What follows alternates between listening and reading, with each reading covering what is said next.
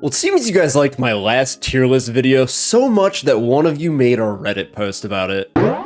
Which naturally means that it's time to make another one, and this time I'm choosing a topic that nobody could possibly have a differing opinion on: the pets of Oldschool Runescape. Here we are at the board. I'm using tiermaker.com because somebody else already imported all, 90 of these things into here for me. They did all the transmogs. I'm not going to be going through the 4 different types of Chinchampa and which one is best. It's clearly the black one.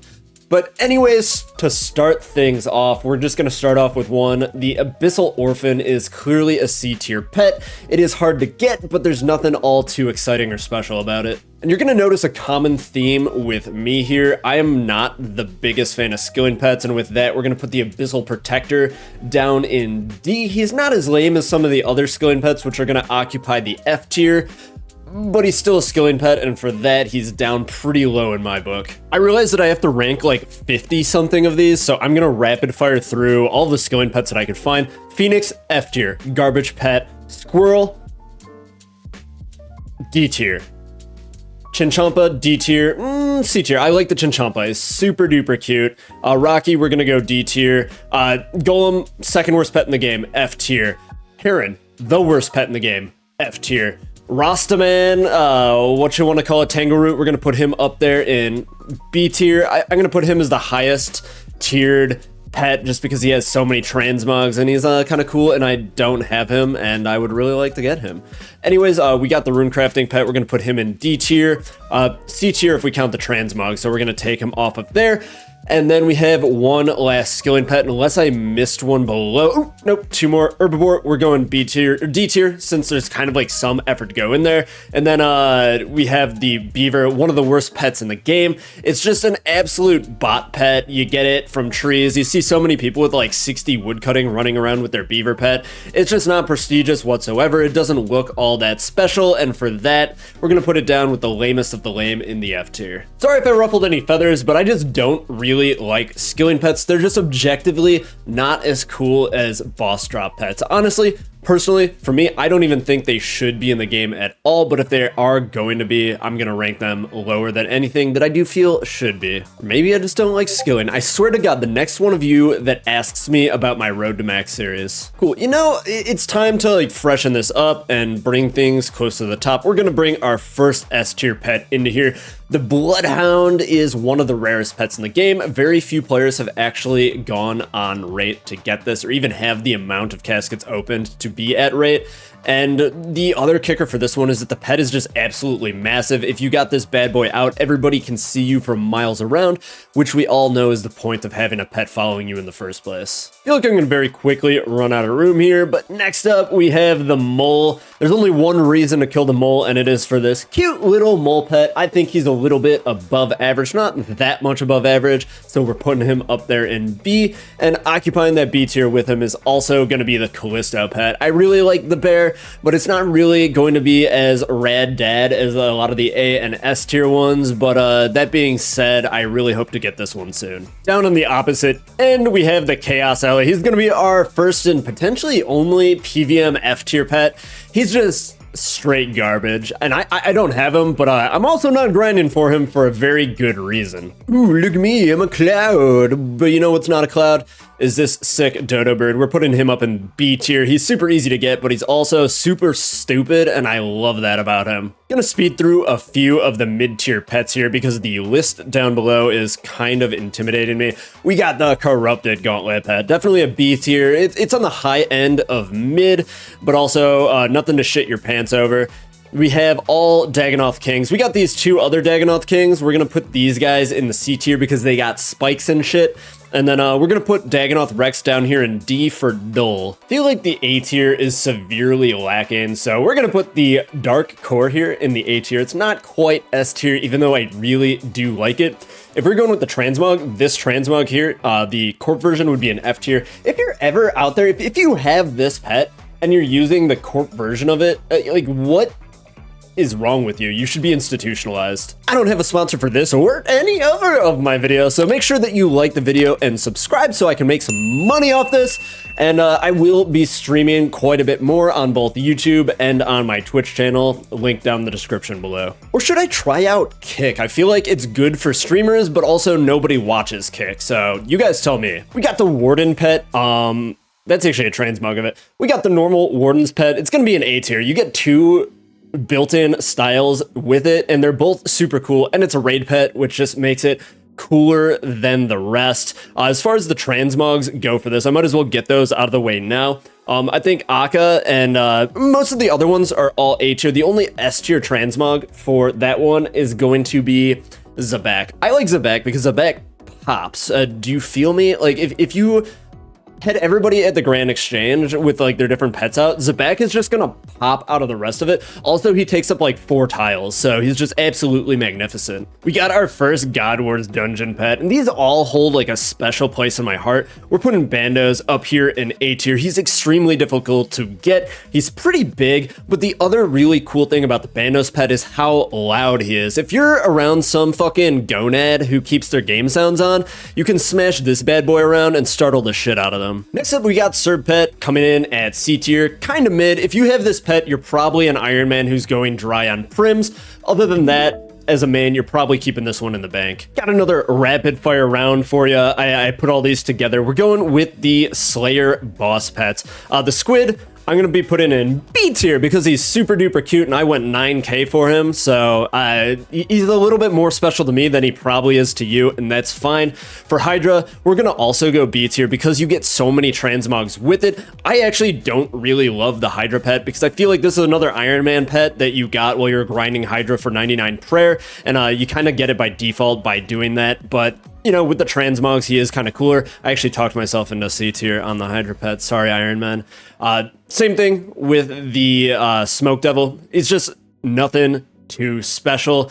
And, you know, he's just like kind of mid. He's kind of there. And Scotizo, we're putting Scotizo down here in F tier. If you have this pet, he lives in your bank or your player-owned house. You never take him out of there because you don't want anybody else to see you with him. Enough of me being a negative Nancy. Whoever made this really top-loaded the pets that I don't love. So now we're going into a lot of really good ones in a row. We got Jad coming in at A tier. I'm including the transmog into this. I think regular Jad's probably a B tier, but with the transmog, you can show off how good you are and that you can do the 6 Jad challenge. I cannot do that, so I envy and admire all of those who can. Next up, we got another S tier. We got the Nibbler. I'm not gonna do a first, second, third, and then actually after saying that, I am gonna do a first, second, third, and Nibbler for me is coming in at rank number 3? 2 or 3. Can't really decide, but I absolutely love him. There's not a lot of people in the game who are good enough to just straight up grind out the Inferno for pet, and so there's the prestige of that going into it, and also he's just super duper cute. Look at those little teeth, and just the way that he bounces behind you and you run. He's fantastic. Damn, all my favorites in the row. The other pet that I would have contend for my second and third place combo pick is the Calphite Queen. And that's for several reasons. There's only one reason to kill the Calphite Queen. I guess 2. 2, if you're a hardcore Iron Man and you want the Dragon Pickaxe and you're afraid of the Wildy for some reason, or you're a pet hunter. Anyways, this pet is super iconic. It is one of RuneScape's first bosses in the game, and that being said, it is a super outdated boss that is just terrible to kill. The pet itself is gigantic. The animation with its wings is super cool, and everybody's gonna see this and be envious from miles around. Kuriara creeps in at an A tier pet. Once again, for similar reasons as the other top pets, it is just absolutely gigantic and loud as fuck. The Zami pet, another A tier pet. All the God Wars dungeon pets are gonna rank high for me. They're extremely difficult to obtain. They take forever to kill because of the boss cooldown timer. They're all pretty big except for Ziliana. But she has her own redeeming qualities, which I will talk about a little bit later. Anyways, Krill's really big, he's really red, and he'll follow you around. He's pretty cool as well. We got the Soul Wars pet. I'm putting him down here in D tier. I just don't really like this pet. No real clear reason why either. I just don't think he looks that cool. Like, that's really just it. Introducing the duality of man, we have the Verzik Vitur pet coming in the D tier. I hate this pet. Theater of Blood, if you know me in game or watch some of my other videos, is my favorite piece of content in the game. It is the best piece of content that Jagex has ever came out with. This pet is not the best piece of content that Jagex has ever come out with. It's just ugly. It's not really that prestigious. It's one of the commonest. I think it is the most common raids pet.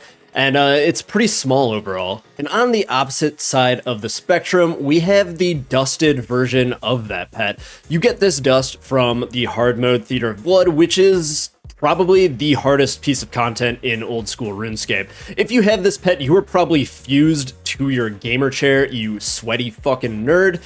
But this pet is the coolest pet in the game. You get 5 transmogs. You get 1 for each one of the bosses, and they are sick as hell. My favorite one is the Soditseg one, but close runner-up for me would be the Maiden and the Pestilent Bloat. I just absolutely love this. After that, we got the Nightmare pet. Nightmare is a very difficult boss to get the pet for. The kills are slow, and the Fasani's Nightmare is extremely difficult, and it does come with a pretty cool transmog. Small Kano, the Volcano pet, is just right there in the middle. It's not great. It's not bad, so yeah, enough said. I feel the same about the Grumbler pet, and I really just want an excuse to say the Grumbler because I love that so much. The pet itself, not as much, but you know, it's right there in the middle of the pack. Same thing with the Nex. Actually, I don't really love the Nex pet that much. I'm gonna put it on the lower end of mid. Nex itself sucks to do, and the pet isn't too flashy either. We got Noon. I'm actually gonna put this up here in B. I wanted to rank it lower, but this one really just is the Wish.com version of the Zarpus pet. All right, I had to zoom out a little bit as I'm running out of room, and there's actually a lot of pets left, which is a little bit annoying. So I'm gonna go pretty quick through a lot of these. We got the regular Ulm. Yeah, I'm gonna put him in B tier. He's kind of cool. You can tell when somebody played a lot of this game just by their kill counts, and I feel that if you were super duper active in the PvM scene when Cox first came out, you probably have this pet. You can just tell those people who have like 2,000 regular Cox KCs but not too much anywhere else, just because that was the big shit when they played a lot of this game. And of course, the dusted version of it is going to be an S tier. There are so many cool versions of this to choose from. You really can't go wrong, except for maybe Tecton. You can go wrong by choosing Tecton, but the Shrimp is probably my favorite. The Mutadile does this super adorable little waddle thing as it comes behind you, and Vasa is big and pops out of the crowd because of just the color scheme on it. This is one of the best pets in the game. We got a few of these middle tier pets. I'm just going to rapid fire through. We got KBD. I'm going to B. It's just classic. We're going to go high, mid on that one. Scorpia down here in D. We're going to go low, mid on that. And that's going to be next there with Sarachnis. Sarachnis is kind of interesting though. You know, they came out with a mid-game boss for mid-game players, but like pretty much no mid-game players will be having this pet because it's exclusively farmed by pet hunters. It's pretty much the only people who do this boss. We're gonna go, gonna put the Temperos pet in C. Actually, I know it's like skilling, but it's also kind of a boss, but not really at all. It's actually just a minigame pet, and he's kind of cool. He's got these fish going around inside of him. That's why I think he's a step up above a lot of the other skilling pets. Zulrah, if you have this pet, you're probably a bot. Yo, honestly, same thing with Vorky. Another just like absolute bot pet. Commander Zilliana, although she is an absolute babe, I'm putting the pet down here in B tier because I don't want to be distracted by any women while I'm on my Sigma grind set. Few more wildy boss pets to finish things up. Venenatus, even though I have this pet, I'm not really the biggest fan. It's kind of dull, which is why it's down there in D. And I'm going to put Vedion up there in A, just because Vedion is obnoxious to grind out compared to the other wildy bosses, since you have to basically do 4 phases. Like, you do his regular blue phase, then Hellhounds, then blue phase again, and then orange phase, then Hellhounds, then orange phase again. The fight just takes way longer. The pet is the same rarity, and this orange color that he is also pops out, so it can fulfill that need that these pets have, as everybody around you seeing that you have it. The last pet that we're going to rank is the Barbarian Assault pet. Look at that beauty.